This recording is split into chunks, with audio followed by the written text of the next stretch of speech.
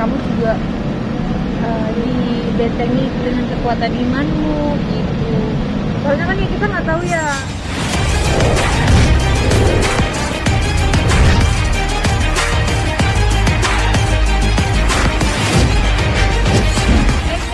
Cuma jok doang. Oh, tapi gimana sih sekarang rumahnya? Maksudnya sudah bersih kan? Horor. Cuma ya horor enggaknya kan tergantung kita yang mikirin ya. Maksudnya kita yang apa ya? Yang kita rasa gitu. Kejadian-kejadiannya Ganggunya tuh paling kayak orang-orang baru yang baru kerja gitu doang. Tapi itu kayak mungkin mau kenalan kali ya. Kalau sama yang ngisi rumah, penghuni rumah, apalagi yang kerja yang udah lama sih nggak kayak biasa aja. itu udah lama apa dari kapan sih Kak kejadiannya? Kejadian yang Di rumah maksudnya kejadian-kejadian horor-horor kayak gitu udah sering terjadi atau baru-baru? sebenarnya sih udah sering. Sebenarnya nggak cuma rumah yang ini, rumah yang dulu juga banyak juga. Rumah yang di apa tuh di Ciganjur itu malah ada none-none Belanda suka cuci piring.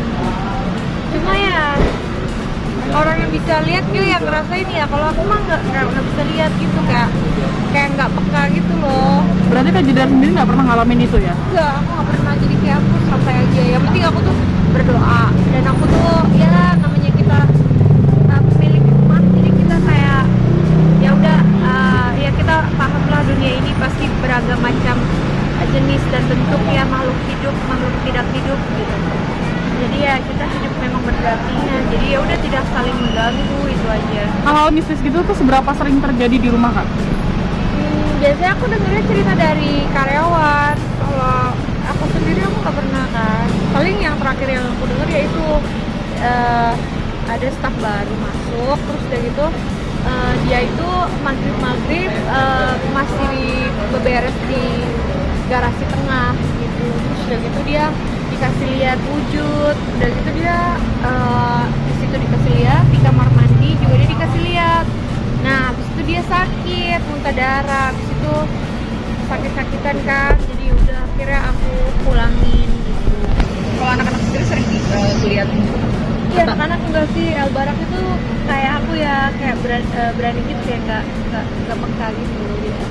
Jadi dia kayak apa aja oke, karena dari kecil aku nggak pernah suguhkan horor-horor gitu kan. Jadi dia kayak kadang tuh dia lewat lorong yang mamaku sendiri bilang di lorong itu katanya ada perempuan sama ada anak kecil suka lari-larian gitu. Tapi anak aku kalau lewat situ santai banget, kayak jam 10 malam, kayak tengah malam gitu. Lewat situ kayak santai banget ya. karena itu kan bisa dibilang tuh nimpa karyawan hal-hal kayak gitu, bikin karyawan jadi nggak betah kerja di rumah nggak sih?